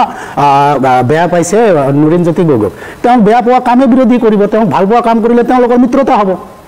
গতিকে তেওঁ আছে বিৰোধী দলত গতিকে তেওঁ বেয়া পোৱা কামে কৈছে আৰু কিন্তু মুখ্যমন্ত্ৰী ডাঙৰীয়া কি কৈছে আছুৰ নেতা মুখ্যমন্ত্ৰী ডাঙৰীয়া এই কথা জানিব লাগে তেওঁক আমি আজি আছু ক'ব নোৱাৰোঁ আছুৰ নেতা ক'ব নোৱাৰোঁ তেওঁক আমি আলফাৰ কথা ক'ব নোৱাৰোঁ তেওঁক আমি কংগ্ৰেছৰ নেতা ক'ব নোৱাৰোঁ আজি প্ৰেজেণ্টলি ক'ত আছে তেওঁ বিজেপিৰ অসমৰ এজন মুখ্যমন্ত্ৰী হৈ আছে গতিকে লুৰিণজ্যোতি গগৈ ডাঙৰীয়া এজন আঞ্চলিক দলৰ এজন সভাপতি গতিকে সভাপতিগৰাকী বেলেগ দলৰ সভাপতিক বা তেওঁলোকৰ নেতাৰ লগত লগ লগাই ৰাজনীতিক কৌশল হ'ব পাৰে বা তেওঁলোকৰ অসমৰ যিবিলাক যেনেধৰণে তেওঁলোকে বাইট দিছে তেওঁলোকৰ অসমৰ কিছুমান ইছ্যুলৈ তেওঁলোকে আলোচনাত বহিব পাৰে অসমত আহিলে এইবিলাক কথা বতৰাবিলাক ক্লিয়াৰ হ'ব কিন্তু কথাটো হৈছে যে মিত্ৰতা আমি কিয় বিচাৰিছোঁ মিত্ৰতা কাৰ কাৰণে হ'ব মিত্ৰতা হ'ব অসমৰ ৰাইজৰ কাৰণে মিত্ৰতা হ'ব ৰাইজৰ হিতৰ কাৰণে মিত্ৰতা হ'ব যে এক স্বেচ্ছাচাৰী শাসকৰ পৰা এই জাতিটোক বচোৱাৰ কাৰণে যে সাম্প্ৰদায়িক ৰাজনীতি কৰি আছে তাৰ পৰা এই জাতিটোক বচোৱাৰ কাৰণে এই মিত্ৰতা হ'ব ফেচিবাদী চৰকাৰৰ বিৰুদ্ধে এই মিত্ৰতা হ'ব মূল্যবৃদ্ধিৰ বিৰুদ্ধে মিত্ৰতা হ'ব যে আজি স্কুলত যে ড্ৰপ আউটৰ সংখ্যা বৃদ্ধি হৈছে ছাত্ৰ ছাত্ৰী যে স্কুলত যোৱাৰ পৰা উভতি আহিছে তেওঁলোকৰ কেনেকৈ স্কুলত আকৌ আনি তেওঁলোকৰ পঢ়া শুনা আগবাঢ়ি লৈ যাব পাৰে তাৰ কাৰণে এই মিত্ৰতা হ'ব আৰু এই স্কুল কলেজ আমাৰবিলাক আজি যে এমালগেটৰ নামত যে স্কুল কলেজ অসমীয়া স্কুল কলেজবিলাক যে ভিনিছ কৰি পেলাইছে তাৰ কাৰণে এই মিত্ৰতা হ'ব আমাৰ যে আজি মাটি আজি আদানী পুঁজিবাদী গোষ্ঠীক আদানী আম্বানী ৰামদেৱক আজি গতাই আছে তাৰ বিৰুদ্ধে হ'ব মিত্ৰতা গতিকে আমি এই কমন প্ৰগ্ৰাম মিনিমাম প্ৰগ্ৰাম লৈ আমি মিত্ৰতাৰ কথা পোষকতা কৰিছোঁ গতিকে এজিপিৰ যি সজাতি দলে আজি ৰাহুল গান্ধী ডাঙৰীয়াক বা কংগ্ৰেছৰ ঊৰ্ধ্বতম কৰ্তৃপক্ষক লগ কৰিব গৈছে তেওঁলোকে নিশ্চয় আহিব অহাৰ পিছতে তেওঁলোকৰ যি আলোচনা হৈছে আমি আশা কৰিম যে আমাৰ যি মিত্ৰতা আছে তাতে আলোচনা হ'ব আলোচনা হৈ আমি লাহে লাহে আগবাঢ়িম আৰু আমাৰ ৰাইজৰ দলৰ স্পষ্ট কথা আপোনালোকে গম পাইছে যে নাগৰিক সভাত ইতিমধ্যে আমাৰ সভাপতি স্পষ্ট কৰিছে আমাক এটা চিট দিলেও আমি এই মিত্ৰতাৰ পক্ষত আছোঁ দুটা চিট দিলেও এই মিত্ৰতাৰ পক্ষত আছোঁ মিত্ৰতা হ'ব লাগে যে এইবাৰ অখিল গগৈ কৰবাত বিভিন্ন ধৰণৰ ভাষ্য তেখেতে যেহেতু দি আছে সেই ভাষ্যসমূহে কৰবাত মিত্ৰতাৰ ক্ষেত্ৰত হেঙাৰ হৈছে নেকি দুৰ্নীতি পৰায়ণ দল বুলি কৈছে কংগ্ৰেছৰ কথা বা কিছুদিনৰ আগতে গৌৰৱ গগৈৰ কথা কৈছে যে তেখেত অলপ ইমেচিয়ৰ্ড হৈ আছে এনেধৰণৰ ভাষ্যসমূহে মিত্ৰতাৰ ক্ষেত্ৰত অলপ আউল লগাইছে নেকি নহয় কথাবিলাক ৰেফাৰেঞ্চ ৱাইজ আহিছে হঠাৎ কৰি এটা বাক্য আপুনি পিক আপ কৰি ল'লে নহ'ব ৰেফাৰেঞ্চ ৱাইজ আহিছে ৰেফাৰেঞ্চ মতে এই কথাবিলাক কোৱা গৈছে ঘটনাটো হৈছে আজি কংগ্ৰেছে শাসনত নাই গতিকে দুৰ্নীতি কোৱা কথাটো এইটো এটা ইৰিলিভেণ্ট কথা বুলি আপুনি ভাবিব পাৰে আজি চৰকাৰ কোন আছে বিজেপি চৰকাৰ যদি দুৰ্নীতিৰ কথা মিত্ৰতাও কৰিবলৈ বিচাৰিছে কিন্তু দুৰ্নীতিপৰায়ণ দলটাৰ লগত মিত্ৰতা কৰিবলৈ বিচাৰিছে দুৰ্নীতি আমাৰ কথাটো হৈছে কি আমাৰ শত্ৰু কোন আমাৰ সবতকৈ ডাঙৰ শত্ৰু হৈছে বিজেপি বিজেপিৰ পৰা এই জাতিটোক বচাব লাগে এক স্বেচ্ছাচাৰী শাসকৰ পৰা এই জাতিটোক বচাব লাগে যি বিজেপি চৰকাৰে কাৰ জৰিয়তে আজি 5 লাখ হিন্দু বাংলাদেশীক আনিব খুজিছে ফৰেনাইট ট্ৰাইব্যুনেলছত আজি অৰ্ডাৰ পাছ কৰি দিছে সেই মানুহখিনিক আজি ইয়াৰ পৰা বচাব লাগে গতিকে আমাৰ কথাটো হৈছে যে আমি এটা মঞ্চত আহিম আমাৰ মঞ্চত আহাত আমাৰ কোনো দ্বিধা নাই গতিকে তাৰ কাৰণে জনে জনে যি স্থিতি লৈছে আমি সাংগঠনিকভাৱে সবল হোৱাৰ কাম কৰি আছো আমি এটা মঞ্চত আহিম নিশ্চয়ভাৱে ইয়াৰ ধনাত্মক কিছুমান কথা বতৰা ঠিক আছে মই আকৌ আহিম পৰৱৰ্তী সময়ত আকৌ আপোনাৰ ওচৰলৈ আহিম এটা বিৰতিৰ সময় হৈছে মই বিৰতি লৈ লৈছো তাৰপাছত মই প্ৰত্যুত্তৰখিনি ল'ম সুৰঞ্জন দত্তৰ পৰা এই অনুষ্ঠানৰ মাজলৈ মই সুৰঞ্জন দত্তৰ ওচৰলৈ যাবলৈ বিচাৰিম বিভিন্নজনে বহুখিনি মন্তব্য কৰিলে এতিয়া কথা হৈছে জাতিৰ শত্ৰু বুলিও কৈছে বিজেপি দলৰ পৰা আমি জাতিটোক ৰক্ষা কৰাৰ কথা ক'লে আঞ্চলিক শক্তিক বিজেপিয়ে গিলি পেলোৱাৰ অভিযোগ উত্থাপিত হৈছে আৰু হিমন্ত বিশ্ব শৰ্মাও আছুৰ পৰা কংগ্ৰেছৰ পৰা বিজেপিলৈ অহা এইখিনি বহুখিনি অভিযোগ আছে আপুনি প্ৰত্যুত্তৰসমূহ দিব লাগে প্ৰথমতে কওঁ আমাক যিটো এটা ইলিগেশ্যন লগাইছে গিলি পেলাইছেতো আন্তৰিকতাৰ পৰা যেতিয়া আত্মীয়তা হয় তেতিয়া যিবিলাকে আত্মীয়তা বুজি নাপায় তেওঁলোকে তেনেকুৱা ধৰণৰ প্ৰশ্ন কৰে আচ্ছা UPPL অসম গণ পৰিষদ আমি BTC ইলেকশ্যন খেলিব লৈছোঁ আমি মিত্ৰজোঁটত চৰকাৰ চলাই আছোঁ BTCত আমি বেলেগকৈ খেলিব লৈছোঁ প্ৰমোদ বড়ো ডাঙৰীয়াৰ পৰা কোনোবা এদিন বিজেপিক গালি পৰা দেখিছে দিলীপ শইকীয়া ডাঙৰীয়াৰ পৰা কোনোবা এদিন UPPLক আমি বদনাম কৰা দেখিছে অতুল বৰা ডাঙৰীয়াই কাবাক কোনোবা এদিন এখন কিবা কথা কোৱা দেখিছে এই হৈ গ'ল মিত্ৰতাৰ ধৰ্ম আন্তৰিকতাৰ পৰা আত্মীয়তালৈ যিটো এটা ৰাস্তা এই ৰাস্তা ভাৰতীয় জনতা পাৰ্টি আমাৰ যিসকল জ্যেষ্ঠ কাৰ্যকৰ্তা আছে শ্ৰেষ্ঠ কাৰ্যকৰ্তা এইসকলে এইটো ৰাজনৈতিক দলৰ মাজতো এই যিটো আত্মীয়তা আৰু আন্তৰিকতা এইটো বৰ্তাই ৰাখিব পাৰিছে আৰু এইটো উপলব্ধি কৰাব পাৰিছে কাৰণে প্ৰতিটো সংযুক্ত যিটো আমাৰ মিত্ৰজোঁটৰ দল প্ৰত্যেকে মৰ্মে উপলব্ধি কৰে মইতো এজন সৰু কাৰ্যকৰ্তা আমি এইটো উপলব্ধি কৰিছোঁ আৰু যিসকল বিচক্ষণ ৰাজনীতিবিদ আছে তেখেতলোকে তাতোতকৈ বেছিকৈ উপলব্ধি কৰিছে আৰু সেইধৰণে প্ৰতিটো মিত্ৰজোঁটৰ দলেই নিজৰ দলৰ কাৰ্যকৰ্তাক সেইধৰণে উপলব্ধি আৰু অনুভৱবিলাক তেওঁলোকে বুজাব পাৰিছে কাৰণে আমাৰ মিত্ৰজোঁটৰ এই ধৰণৰ খামখেয়ালি হোৱা নাই এইটো হ'ল প্ৰথম কথা 2 নম্বৰ কথা কংগ্ৰেছৰ ৰাতুল কলিতা ডাঙৰীয়াই বহুখিনি কথা ক'লে ভাৰতীয় জনতা পাৰ্টিক আমাকতো ক'লে যে আমি কি বুলি ক'লে অসম বিদ্বেষী আৰু কিবা এটা আৰু এটা তেনেকুৱা ধৰণৰ ব্লেম এটা দিছে আমি মানে জটকুটৰ ঘাই অসমীয়াত যিটো কথা কয় কিন্তু আপোনালোকে অসমৰ যিসকল বয়োজ্যেষ্ঠ লোক বা আমাৰ দৰে যিসকল উঠি অহা প্ৰজন্মৰ লোক যি আলফা বা তাৰ আগৰ এজিটেশ্যন এইবিলাক বস্তু দেখা নাই আৰু যিসকলে দেখিছে কংগ্ৰেছৰ অত্যাচাৰটো অসমীয়াৰ ওপৰত কি ধৰণে হৈছে সকলো উপলব্ধি কৰিছে এতিয়া মই এজন উঠি অহা প্ৰজন্মৰ ল'ৰা কংগ্ৰেছত যি ধৰণে বহুত লোকে কৰিছে 1980 চনত জন্ম হোৱা ভাৰতীয় জনতা পাৰ্টি আমি য়ং জেনেৰেশ্যনৰ ল'ৰাবিলাকে কিয় আমি আঁকোৱালি ল'লোঁ আজি যে লাখে মানুহে যে আমাৰ ভাৰতীয় জনতা পাৰ্টিৰ কাৰ্যকৰ্তা হ'বলৈ ওলাই আহিছে সদস্যতা লৈছে কিয় লৈছে অসমত মই বেছি দূৰলৈ নাযাওঁ হিতেশ্বৰ শইকীয়া দিনত চাওঁ আলফা চালফা কৰি পিনি অসমীয়া ল'ৰাখিনিকে মাৰিলে এইটো ৰাজনীতি আছিলে তৰুণ গগৈ ডাঙৰীয়া আহিল তৰুণ গগৈ ডাঙৰীয়াৰ দিনতো 2012 চন বড়োলেণ্ডত বড়ো অনাবড়ো মুছলমান বড়োৰ মাজত কি ধৰণৰ এটা কমিউনেল ক্লেছ হয় কিমান দুইটা জনগোষ্ঠীৰ কিমান মানুহ মৰিলে আৰু আমি যদি জটকুটৰ ঘাই তেতিয়াহ'লে 2016 চনৰ পৰা আজি 2025 চনলৈকে দুজনকৈ আমাৰ মুখ্যমন্ত্ৰী হ'ল ডক্টৰ হিমন্ত বিশ্ব শৰ্মাক আপোনালোকে ইমান বেয়াকৈ উপমা দিছে যিজন মানুহে ইয়াতে কমিউনেল হাৰমনিটো নষ্ট কৰিব বুলি কৈছে এই হিমন্ত বিশ্ব শৰ্মা ডাঙৰীয়াৰ দিনত অসমৰ খিলঞ্জীয়া লোকৰ যিটো ভূমিস্বত্ব অধিকাৰ সেইটোৰ কাৰণে 1,21,000 বিঘা মাটি বৰ্তমান উচ্ছেদ কৰিছে সংখ্যালঘু লোক সম্প্ৰদায়ৰ লোক বেছি কিয়নো তেওঁলোকে বেছিকৈ কৰিছে কাৰণে তেখেতলোক বেছি ভুক্তভোগী হৈছে তৎসত্ত্বেও ক'তো এটা ডাঙৰকৈ ঘটনা হোৱা নাই আৰু এইটো মই ভাবোঁ আপোনালোকে সকলোৱে স্বীকাৰ কৰিব গৃহমন্ত্ৰী আৰু মুখ্যমন্ত্ৰী হিচাপে ডক্টৰ হিমন্ত বিশ্ব শৰ্মা ডাঙৰীয়াৰ সফল নেতৃত্ব আৰু অসমৰ প্ৰতিটো মানুহৰ কাৰণে থকা তেওঁৰ সদিচ্ছা ইয়াত পৰিস্ফুট হৈছে মই একেবাৰে শেষ কৰি থৈ যাওঁ যে ভাৰতীয় জনতা পাৰ্টি আপুনি চাব যে আমি ৰাজনীতি কৰিবৰ কাৰণে কিছুমান কাম কৰা নাযায় আজি যে এই যে উচ্ছেদটো হৈছে আজি উচ্ছেদটোতো কৈ দিলে যিসকল লোকে একলগ হৈছে তেখেতলোকেতো আমাক ভোট নিদিয়ে বহুখিনিয়ে কৈছে যে আমাক কংগ্ৰেছে বহুৱাইছিলে আপোনালোকৰ নিউজ চেনেলতে বাতৰি হৈছে যে আমাক কংগ্ৰেছে বহুৱাইছিলে বিজেপি আমাক এভেকশ্যন কৰিছে ঘৰ ভাঙিছে আমি নেক্সট বাৰ আমি কংগ্ৰেছক আনিম বিজেপিক মানুহ উচ্ছেদ কৰা মানুহ আকৌ বহুতে এনেকৈ ধৰণে কৈছে যে আপোনালোকে সেইখিনি লোকক আকৌ বেলেগ স্থানত সংস্থাপন দিব আৰু তেওঁলোকৰ পৰা আকৌ ভোট আপোনালোকে নেৰেটিভটো ভুল কংগ্ৰেছ আৰু আমচু আচ্ছা মই আৰু এটা কথা কওঁ এই যে ৰাতুল কলিতা ডাঙৰীয়া খিলঞ্জীয়া কলিতা হৈ পিনি যে কংগ্ৰেছ কৰি বিজেপিক গালি পাৰি দিলে ৰাজনীতিকভাৱে লুৰিণ গগৈ চিত্ৰৰঞ্জন বসুমতাৰী ডাঙৰীয়া ভূমিপুত্ৰ হৈ পিনি যে বিজেপিক গালি পাৰি দিলে সেই ধৰণে বাকী অন্যান্য যিসকল সংগঠনৰ লোক আছে বিজেপিক গালি পাৰি আছে এই এওঁলোকৰ যিবিলাকে গালি পৰা স্বভাৱটোৰ কাৰণে যোৱা পৰহি সংখ্যালঘু লোকসকলৰ ত্ৰাণকৰ্তা হিচাপে এই অলপ দিনত উত্থান হোৱা আমচুৰ ৰেজাউল কৰিম চৰকাৰে অপেনলি মানুহক ক'ব পৰা হৈ গ'ল 10 বছৰৰ পাছত মিয়াই অসমীয়াক শাসন কৰি থাকিব বুলি 1 নম্বৰ 2 নম্বৰ যোৱা কালি এগৰাকী ছোৱালী কিবা আখতাৰ সুমি আখতাৰ ইমান অভব্য ভাষাৰে অসমীয়া জাতিটোক গালি পাৰি তেওঁ এৰেষ্ট হৈছে গালি পাৰিবলৈ তেওঁ মিয়া সম্প্ৰদায়ৰ ছোৱালী তাৰ সাহসত পালে সেই ছোৱালীজনীয়ে আজি কেইদিনমানৰ আগত যেতিয়া ৰাহুল গান্ধী অসমলৈ আহিছিল তেওঁ ছ'চিয়েল ইনফ্লুৱেঞ্চাৰ বুলি গৌৰৱ গগৈ ডাঙৰীয়াৰ নেতৃত্বত থকা অসম কংগ্ৰেছে ৰাহুল গান্ধীক আদৰিবলৈ যিবিলাক গান প্ৰস্তুত কৰিছিল এই প্ৰস্তুতকৰণ গানবিলাক বিজেপিক হাতাওক কংগ্ৰেছৰ ৰাহুল গান্ধীক আনি সবাই ভাল কৰিব বুলি গান এটা তেওঁলোকে বনাই প্ৰচাৰ কৰিছে কংগ্ৰেছৰ এনেকুৱা ধৰণৰ যিবিলাক ইনফ্লুৱেঞ্চাৰ আৰু এই নেৰেটিভেৰে অসমৰ ভৌগোলিক পৰিসীমাত থকা খিলঞ্জীয়া অসমীয়া লোকসকলক যি ধৰণে তেওঁলোকে ৰাজনৈতিক লিপচাৰ বাবে এই ধৰণৰ মন্তব্যবিলাক আগবঢ়াব বিচাৰিছে অনাগত ভৱিষ্যতত ৰেজাউল কৰিম চৰকাৰে যিখিনি কথা অসমীয়াৰ কাৰণে কৈ আছে এইখিনি কথা প্ৰতিটো ৰাজনৈতিক দলত থকা অসমীয়া হিচাপে যোনে চিন্তা কৰে অসমীয়াৰ পাছত কংগ্ৰেছ অসমীয়াৰ পাছত অসমীয়াৰ পাছত বিজেপি যিবিলাক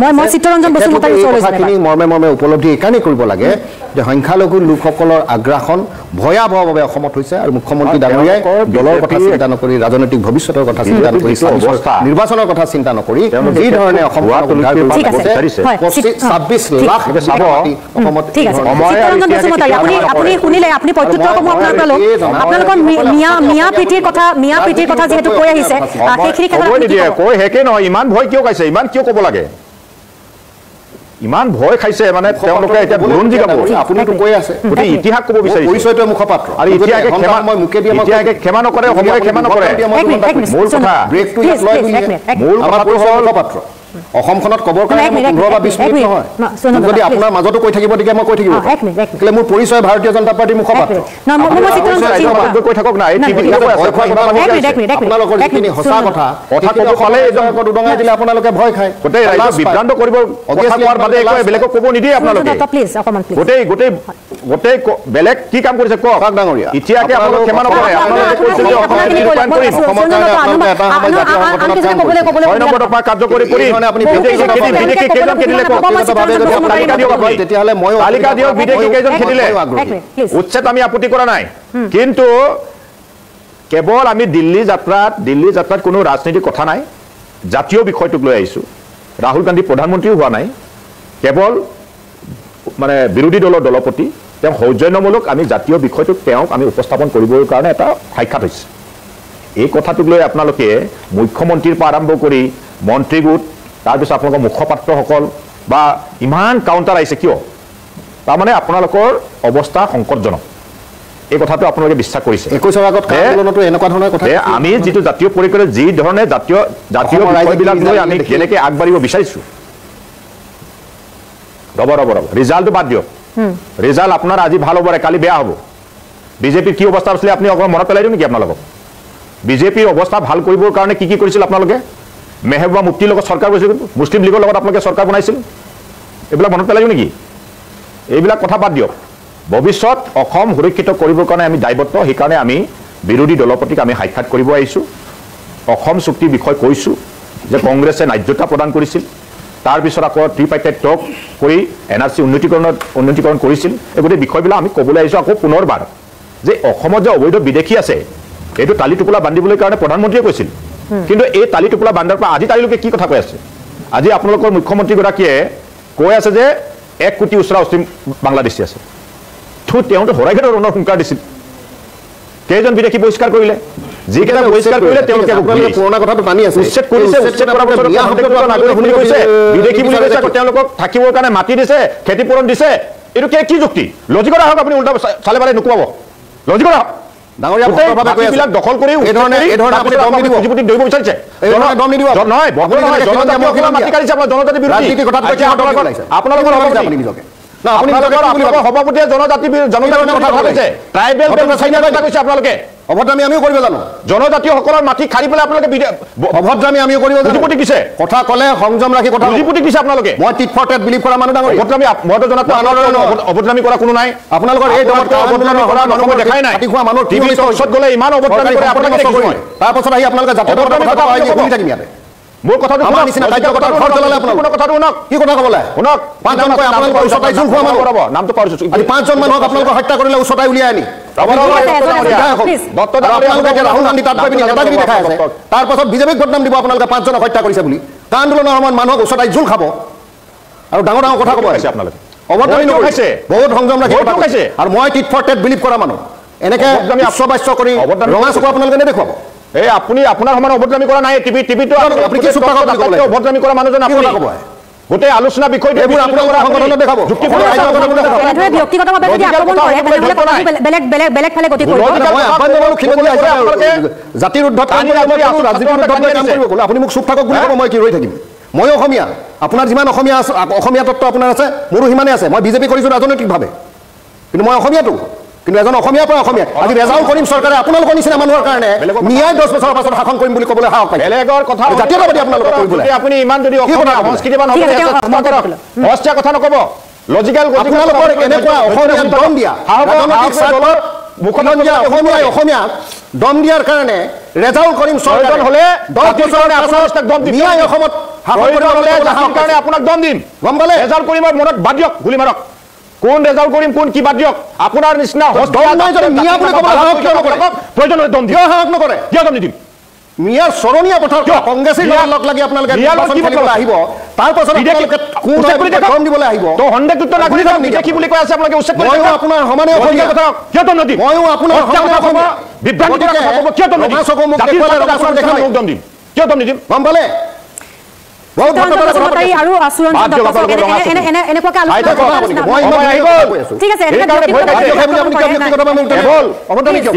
ভূমিকম্প আহিছে বিজেপিৰ অযথা আপুনি মাজত কিয় হস্তক্ষেপ কৰিছে মোক বিজেপি বুলি কি ক'লে সংস্কৃতিবান হ'বলৈ চেষ্টা কৰক বিজেপিৰ কথা কৈ থাকে সংস্কৃতিবান ৰীতি নীতিৰ কথা কৈ থাকে ধৈৰ্য ধৰক ধৈৰ্য সংযম হওক মই আৰু থাকে ৰামে কিমান ৰামে কিমান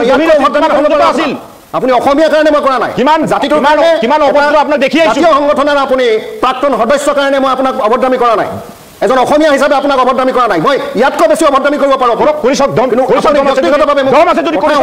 চকু দেখুৱাব কৰিছক দম আছে যদি সকলো মানুহ না না না সুৰঞ্জন ব্যক্তিগত বাদ দিয়ক না অসমীয়া মোক অভদ্ৰামী আপুনি কৰিছে ইমান বছৰ এনেধৰণে হ'লে আলোচনাত যিটো কথা ওলাইছে যিখিনি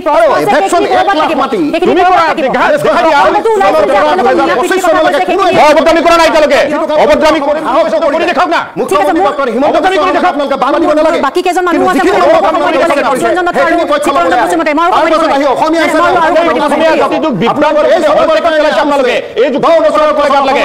শাসন কৰিব বুলি ক'বলৈ সাহস পাইছে ঠিক আছে মই এটা বিৰতি ল'ব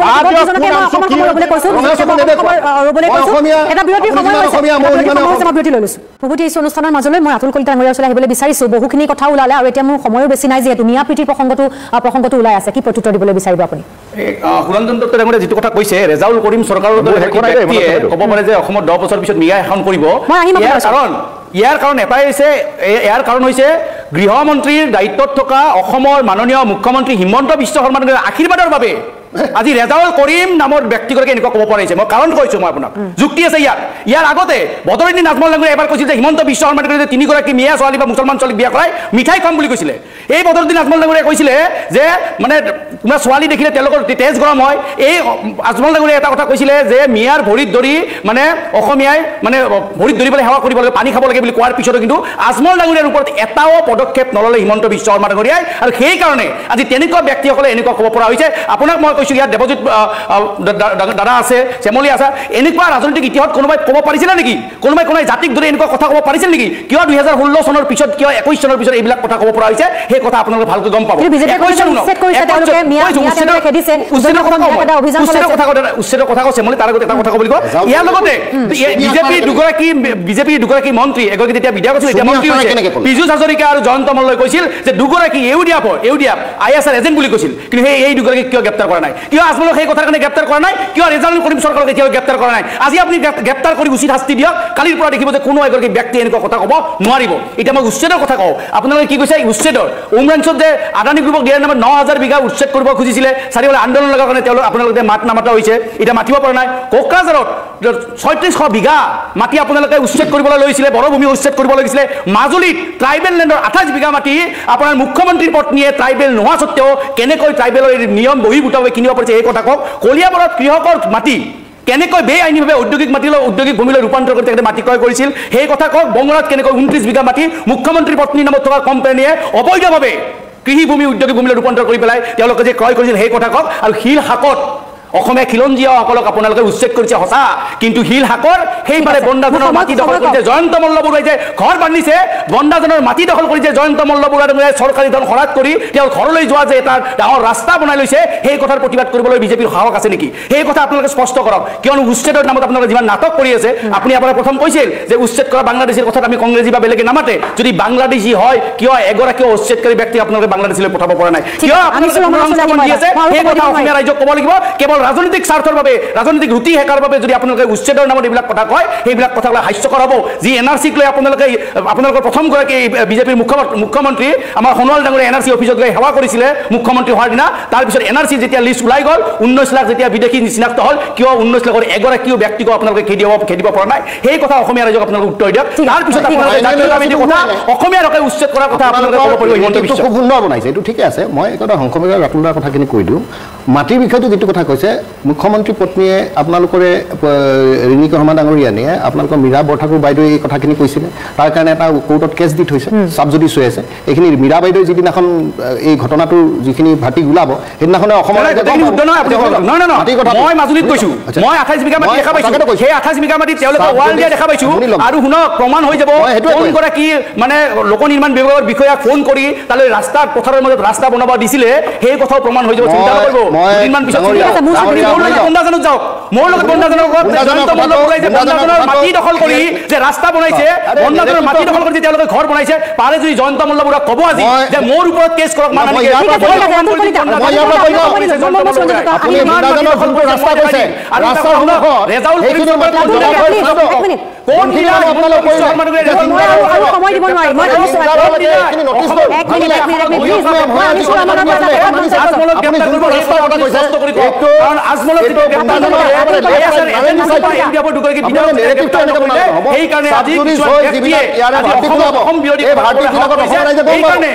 হিমন্ত বিশ্ব তেওঁৰ আশীৰ্বাদত এইবিলাক হৈ আছে যদি আশীৰ্বাদত নহ'লহেঁতেন তেতিয়া ৰেজাউল কৰিম চৰকাৰে কোৱাৰ দিনা তেখেতক গ্ৰেপ্তাৰ কৰিব পাৰিলেহেঁতেন গ্ৰেপ্তাৰ কৰিব পৰা নাই এই কাৰণে নেকি তেওঁলোকক চৰণীয়া পথাৰত আপোনালোকে এৰি দি ৰাজনৈতিক ৰুটি হেকাৰ বাবে তেওঁলোকক আপোনালোকে কিছুমান কথা ক'ব দিব আৰু তাৰ ফলত আপোনালোকে ৰাজনৈতিক আপুনি তেনেকৈ ক'ব যদি গ্ৰেপ্তাৰ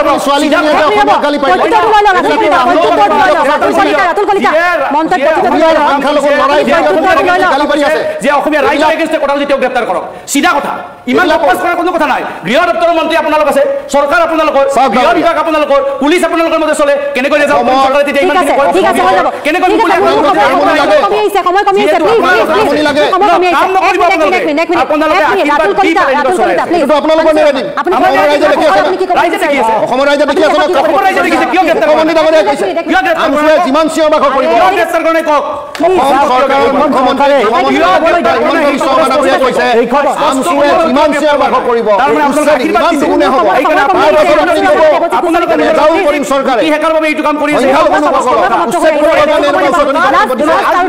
অসম বিৰোধী কথা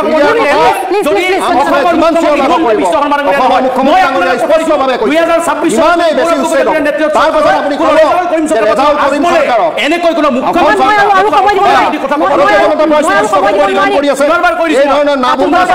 2026 চনত যেতিয়া গৌৰৱ গগৈ ডাঙৰীয়াৰ নেতৃত্বত চৰকাৰ হ'ব আজমলে অসম বিৰোধী কথা ক'ব নোৱাৰিব এই কথা মই স্পষ্ট কৰি দিলোঁ আপোনাক স্পষ্ট কৰি দিওঁ কেৱল হিমন্ত বিশ্ব শৰ্মা মুখ্যমন্ত্ৰী থকালৈকে কোনোবাই অসমত গালি পাৰিব বন্দাজনত মাটি দখল কৰিব আজমলে বেয়া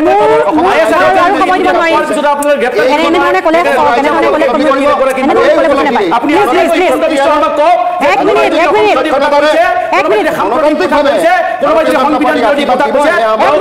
গ্ৰেপ্তাৰ কৰিব পৰা সাহস ৰাতুল কলে অকণমান সময় আজি আনিছোঁ আপুনি কি ক'বলৈ বিচাৰিছে শেষত কওক চাওক এই চৰকাৰে যেতিয়া কবিতা এটা লিখাৰ কাৰণে ফেচবুকত পোষ্ট কৰাৰ কাৰণে এই চৰকাৰে যদি মানুহক গ্ৰেপ্তাৰ কৰি জেল হাজতলৈ পঠাব পাৰে যদি ৰিজাৰ্ভ কৰিম ডাঙৰীয়া জাতি বিৰোধী কথা কৈছে নিশ্চয় আৰু এই গৃহ বিভাগৰ দায়িত্ব মুখ্যমন্ত্ৰী স্বয়ং নিজে আছে কাৰণ গৃহমন্ত্ৰীৰ দায়িত্বত থকাৰ পিছতো এইবিলাক লৈ ৰাজনীতি কৰিব আচলতে আপোনালোকে সব ক্ষেত্ৰতে ৰাজনীতি কৰি আছে ৰ'ব আৰু এটা কথা আমাৰ বিজেপিৰ মুখপাত্ৰগৰাকীয়ে কৈছে যে বোলে মিয়া কৈ কি হ'ব আপোনালোকে সঁচা কথাত আচলতে তেওঁ বৈধ নাগৰিক হয় নে নাই তেওঁ সদস্য হয় না নাই এইটো চাব লাগিব মিয়া লৈ এটা পাৰসেপশন কি হ'ল আচলতে তেওঁলোকে যদি এইখিনিত হাত দিলে বিজেপিৰ আচলতে যদি অনুষ্ঠান শেষ কৰিব লাগিব ঠিক আছে মই দেৱজিৎ গোস্বামীক আৰু সময় দিব নোৱাৰিম ঠিক আছে মই কাকো সময় দিব নোৱাৰিম মই সকলোকে ধন্যবাদ জনাইছোঁ আজি অনুষ্ঠানত অংশগ্ৰহণ কৰা চিত্তৰঞ্জন বসুমতাৰীৰ ওচৰলৈ মই আগলৈ যাব নোৱাৰিম মোৰ সময় যিহেতু কমি আহিছে এই প্ৰসংগটো যথেষ্ট ডাঙৰ গতিকে ইমান কম সময়ত আলোচনা কৰিবলৈ অলপ কঠিন ঠিক আছে মই আটাইকে ধন্যবাদ জনাই পেলাই আজি অনুষ্ঠানৰ পৰা বিদায় লৈছোঁ।